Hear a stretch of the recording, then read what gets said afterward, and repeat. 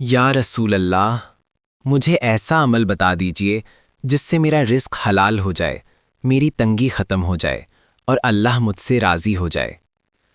نبی کریم صلی اللہ علیہ وسلم نے اس شخص کی طرف شفقت سے دیکھا اور فرمایا، یہ 4 کلمات پڑھا کرو: سبحان اللہ، الحمدللہ، لا الہ الا اللہ، اللہ اکبر۔ یہ سن کر وہ شخص خاموشی سے سر جھکا کر چلا گیا اور ان کلمات کو پڑھنے لگا۔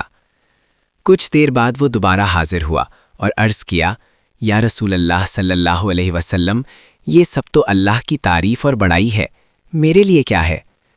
یہ سن کر رسول اللہ صلی اللہ علیہ وسلم مسکرائے اور فرمایا، یوں کہا کرو: اللہم اغفر لی، اے اللہ مجھے بخش دے، ورحمنی، اور مجھ پر رحم فرما، واہدینی، اور مجھے ہدایت دے، ورزقنی، اور مجھے حلال پاکیزہ رزق عطا فرما۔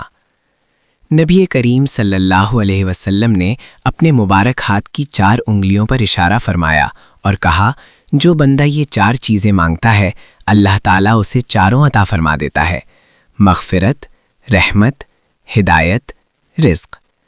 وہ شخص یہ دعا پڑھتا ہوا چلا گیا اور اللہ نے اس کے رزق میں برکت، آسانی اور کامیابی عطا فرما دی۔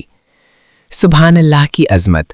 رسول اللہ صلی اللہ علیہ وسلم نے فرمایا، سبحان اللہ کہنا اتنا بڑا عمل ہے کہ اس کی برکت سے زمین اور آسمان کے درمیان جتنی مخلوق ہے اللہ تعالیٰ سب کو رزق عطا فرماتا ہے۔